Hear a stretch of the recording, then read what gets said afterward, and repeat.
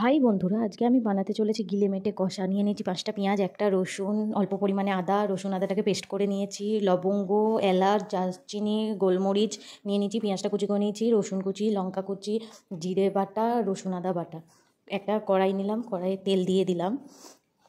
তেল দেওয়ার পর এবার আমি গোটা গরম মশলাগুলো দিয়ে দিলাম। গরম মশলাগুলো হালকা ভেজে নিয়ে রসুন কুচিগুলো দিয়ে দিলাম গরম তেলে। দেখতেই পাচ্ছেন রসুন কুচিগুলোকে ভালো করে লাল করে ভেজে নেব। তারপরে পেঁয়াজগুলো দিয়ে দিলাম, সবটা না, মানে এক মুঠো পেঁয়াজ কুচি দিয়ে দিলাম।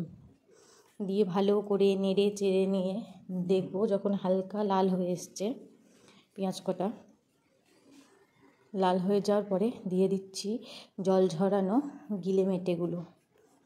গিলেমেটেগুলো ভালো করে নেড়ে চেড়ে নেব।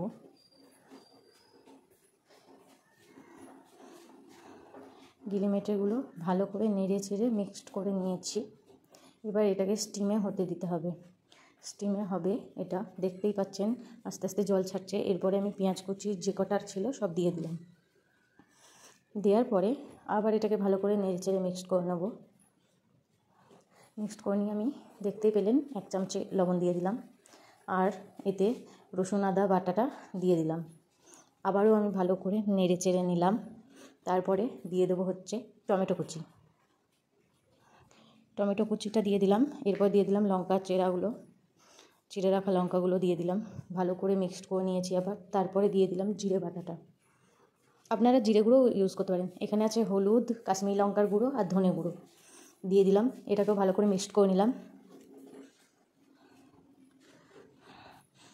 ভালো করে মিক্সড করে নিয়ে এটাকে তারপরে আমি ঢাকা দিয়ে দেবো। আবারও কিছুক্ষণ পরে খুলে দেখলাম যে কিছুটা হয়েছে, দেখতেই পাচ্ছেন ফুটছে। ভালো করে আরেকবার নেড়ে চেড়ে নেবেন।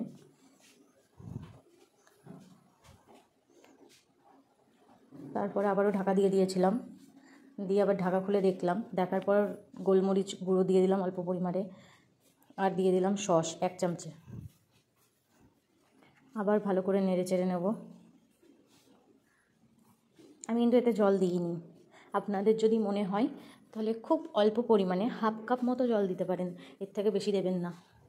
আবারও ঢাকা দিয়ে দিলাম।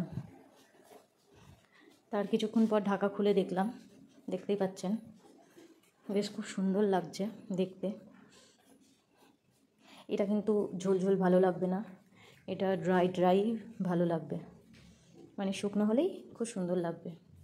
আবারও ঢাকা দিয়েছিলাম, বাট ঢাকা খোলার পর দেখতেই পাচ্ছেন